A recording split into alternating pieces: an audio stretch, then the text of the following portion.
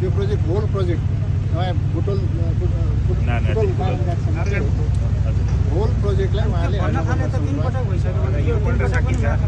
पाएन भने पेनाल्टी लाग्छ म्याथ थप हुँदैन पेनाल्टी लाग्छ पेनाल्टी लगाएर काम त पहिलाभन्दा इम्प्रुभ छ।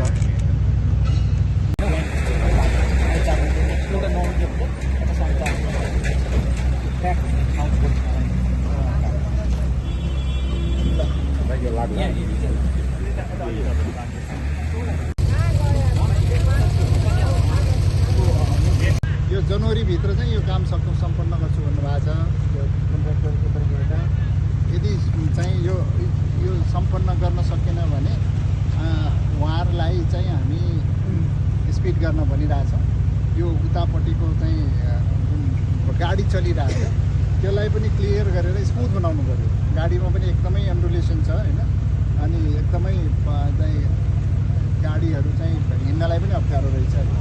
त्यसलाई स्मुथ बनाउने र यसलाई क्लियर गरेर अनि उतापट्टि पनि छिटोभन्दा छिटो क्लियर गर्ने हिसाबले उहाँले गर्नुहुन्छ र उहाँले कमिट गर्नुभएको छ 10 ग्रुप जति हामी यता लगाउँछौँ र उतापट्टि चाहिँ 700 लगाउँछौँ भनेर।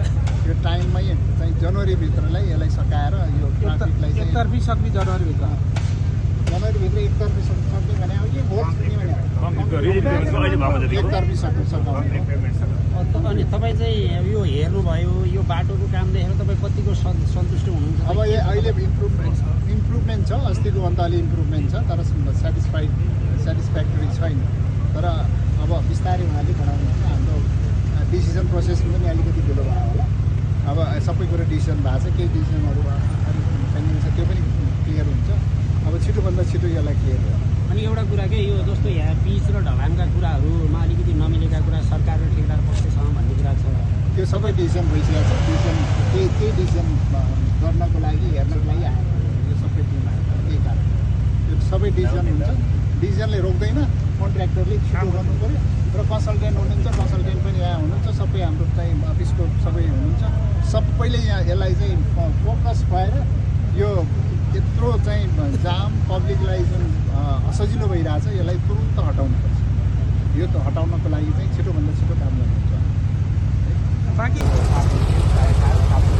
यसमा कति चाहिन्छ?